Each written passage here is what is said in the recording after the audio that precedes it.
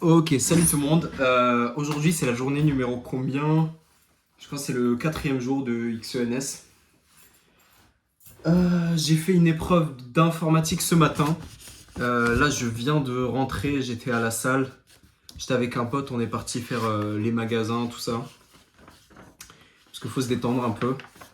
Et donc là, je viens de rentrer du coup, et je vais vous faire le débrief de l'épreuve d'informatique C, donc qui compte pour toutes les épreuves. Et il me semble que c'est l'un des plus gros coefs. Le sujet, il sera comme d'habitude en description si jamais vous voulez suivre et tout. Sinon, vous mettez juste en fond, en audio. Alors, c'était un sujet propre au MPI, donc il y a des trucs qui sont un peu, peut-être un peu sombres. Ils seront un peu bressons pour la plupart des gens ici. Surtout que c'était vraiment... en gros, il y avait une histoire de couplage dans un graphe biparti. Et on parle de chemin augmentant. À quoi ça sert? Pas grand chose. Mais enfin, c'est un peu dur de. J'ai pas vraiment d'exemple en tête, mais en gros, un couplage, c'est un truc qui permet de relier deux groupes de personnes. Donc, tu as lecteur, rédacteur, et on va chercher à coupler les lecteurs. Euh, un certain groupe de lecteurs avec un certain groupe de rédacteurs. Et par exemple, peut-être qu'on cherche à maximiser euh, des lecteurs et des livres. Et on va chercher à maximiser le plaisir qu'ils prennent les lecteurs. Et donc, faut, en fonction des préférences de chacun. Donc ça, c'est un exemple de couplage. Mais donc, j'étais plutôt content quand le sujet il a commencé parce que je voyais que c'était sur les couplages maximaux et tout.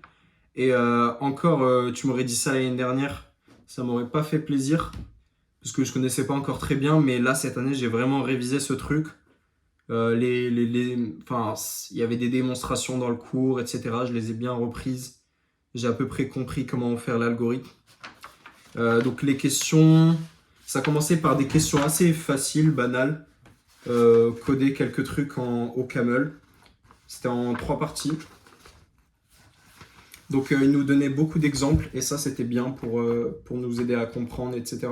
Souvent en informatique quand même, les pages de définition, je peux vous montrer un, elles sont très longues. Par exemple, je vous montre des exemples de définition. Voilà, allez hop. Allez lire tout ça pour comprendre, pour juste répondre à une question. Et c'est pas la seule, hein. Hop, toute une page de définition pour deux questions. Mais souvent, quand ils donnent des exemples, c'est très important de les voir même en premier, avant, avant de chercher à comprendre la définition exacte, parce qu'on n'a aucune idée et que on comprend rien. Ça nous permet de... Je sais pas, notre cerveau, il aime bien avoir des exemples. Donc, le sujet, il avait 33 questions. Du coup, moi, j'ai commencé question 1, 2, 3, 4, 5. J'ai fait linéairement jusqu'à la 10. J'ai fait jusqu'à la question 15. Et c'est là que ça commençait à devenir... Enfin, 14. Je pense la question 15 ou 14, je suis pas sûr. Et c'est là que ça devient un peu compliqué parce que, en fait, il y a une partie où il y a une page d'explication. Et je crois que c'est une erreur de ma part, mais j'ai même pas cherché à comprendre. J'ai directement sauté à une autre partie. Parce qu'il y avait aussi un code, entre guillemets, texte à trous, c'est-à-dire qu'on avait des trois petits points. Et dans les questions, il nous disait qu'est-ce qu'il faut insérer à cette ligne. Et donc, moi, je suis passé directement à la prochaine partie, qui commence très intéressant d'ailleurs. C'est des calculs de déterminants avec des matrices, avec des chemins dans des matrices. Donc on commence par transformer une matrice en graphe orienté. Et, et ensuite, il y a un théorème qui nous dit que le déterminant de A, c'est la somme des suites de marches fermées sur les suites de marches fermées, du signe de la suite fois le poids de la suite. Avec les marches fermées, c'est défini. Donc ici, je crois que j'ai fait 2, 3... Alors, j'ai fait 4 questions dans cette partie, donc la partie 2.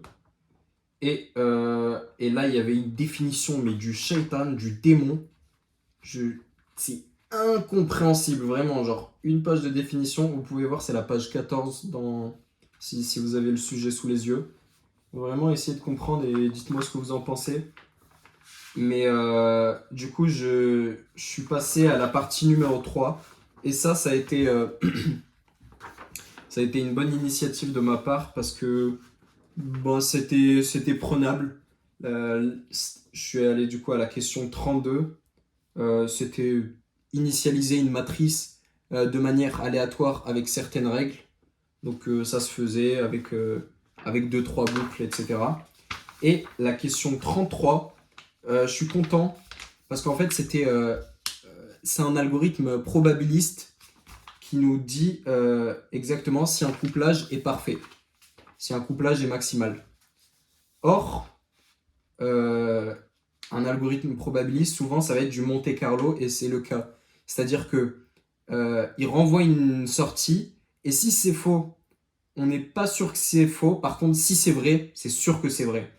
Et donc ce qu'on fait, c'est qu'on va répéter l'opération et plein de fois de manière indépendante pour multiplier les probabilités. Et donc finalement, ça va devenir exponentiel. Par exemple, si la probabilité que ce soit faux une fois, c'est P. Si on répète l'opération K fois, ce sera P puissance K. La probabilité que tout soit faux alors qu'en réalité, c'est vrai. Donc ça s'appelle la méthode d'amplification. Et il nous donne un lemme de Schwarz-Zippel. C'est très intéressant. Ça ressemble à Cauchy-Schwarz parce que c'est une inégalité. D'ailleurs, fun fact, il y a un T, donc c'est le mathématicien français Laurent Schwarz. À ne pas confondre avec Schwarz avec santé. Et du coup, voilà, il y a cette inégalité. Et il fallait utiliser. Il nous impose une borne sur l'erreur de 2 puissance moins p. Il fallait coder la fonction, donc j'ai fait l'amplification, donc ça a marché. Ensuite, donc ça, il me restait à peu près 40 minutes sur le DS. Et là, je vous jure qu'à partir de ce moment-là, et je pense là, ça a été mon erreur parce que j'ai clairement perdu environ 30 minutes. Je suis reparti là où j'ai bloqué à la partie 2. Alors que j'aurais dû juste repartir à la partie 1 où il fallait comprendre un code et remplir un texte à trous. Donc je suis reparti sur la partie 2. Et vraiment, c'était un truc mais très compliqué à comprendre. Genre juste pour vous donner un ordre d'idée, en fait, c'est un graphe avec des quadruplés. Des sommets, c'est des quadruplés. Les arêtes, elles sont pondérées par des poids, mais ça dépend d'une matrice initiale qu'on transforme en graphe qu'on retransforme en ce graphe. Donc, du coup, grosso modo, j'ai passé les 40 dernières minutes à faire ça. Donc, j'ai juste réussi à faire ça pour la fin. Après, j'ai entamé la 27 aussi. Ouais, j'ai entamé la 27, j'ai à peu près la moitié de la 27. Mais donc, ouais, pour la partie 1, il y avait vraiment, je pense, 1, 2, 3, 4, 5 questions, 6 que j'ai pas fait. Et je pense que c'était prenable. Genre, en fait, juste j'ai eu peur de ces explications, etc. Et ce code. Alors qu'en fait, cette partie, elle était plus dure. L'autre code, il était plus dur. Bon, en vrai, grosso modo, j'étais assez content de ce que j'ai fait dans mon DS. Je pense que j'ai traité une vingtaine de questions sur les 33. J'étais content jusqu'à ce que je sorte du DS et que je parle à certains. Il y a toujours les meilleurs qui ont... ouais, moi j'ai fait 27 questions, moi j'ai fait 30 questions, moi j'ai fait linéairement, j'en ai sauté aucune. Du coup, en vrai, j'étais un peu négatif par rapport à ça. Mais bon, on verra bien, on verra bien. Ça, en fait, aussi, c'était la dernière épreuve de l'X. Je me dis, est-ce que je vais pouvoir être admissible à l'X avec ce que j'ai produit? Je sais pas, si je suis admissible, ça sera peut-être grâce aux langues et éventuellement à la physique. Les maths, c'était juste ok, je pense que c'est solide, mais sans plus. Et l'info non plus, je pense que c'est... Je pense qu'il y a clairement meilleur. Bon, voilà, du coup, c'est tout pour cette journée. Moi, je vais aller cuisiner des croque-monsieur, je crois. Et demain, j'ai maths C et info fonda. Mais ça compte pas pour l'X. Et en vrai, les ENS, ça m'intéresse pas. Donc, je vais y aller quand même. Juste pour me dire que j'ai tout donné partout, histoire de me dire ça. Mais on verra bien. Je vous ferai un petit review aussi. Et bonne chance pour ceux qui passent les ENS demain. Bonne chance. Allez, à demain.